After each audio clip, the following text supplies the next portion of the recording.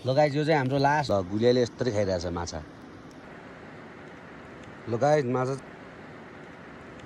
माछा चाहिँ अलिअलि परेछ है। आज चाहिँ एउटा चाहिँ ठुलो परेछ होइन, अरू सानसानै परेछ। दुईवटा चाहिँ यहाँ भित्र छ होइन, 2-3वटा। यसलाई चाहिँ निकालिन्छ ट्याक्क है, त्यही त हो नि। घर गएर चट्ट खाइन्छ। ल एउटा गुलिया चाहिँ पारि उतार्नु गएको छ, त्यसले कति माछा पार्ने रहेछ है, हेरौँ। मैले चाहिँ त्यही 12-14वटा पाडेको छु।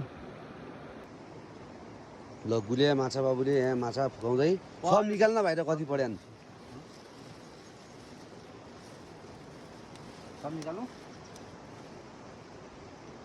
माछा पनि के नान्ना सुन्दै सक्दैन एक झोलामा नअटेको 2 झोलामा राखेको छैन माछा। ल किच्चा मात्रै सुन्छौ ल तल पनि छ गुलिया। ल त क्या छत्तिन्छ त माछा हुने यार तलिने यार, त्यो त गुलिया माछा हुन्थे पैसा भने त होइन, गुलिया माछा हुने। ल फुकाउ या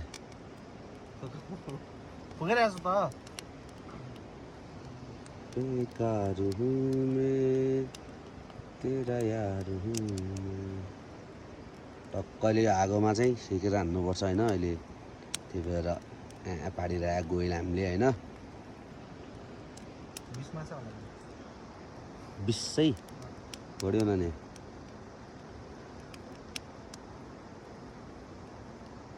म पोलिदिन्छु ल यस्तरी माछा सिकाएर हानिरहे है हामीहरूले।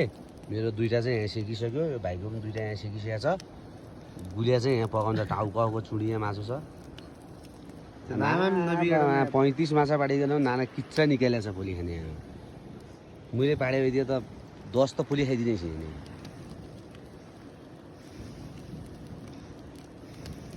घाममा त पुग्यो डढीको, यता डढीको हेरमा गुवा नि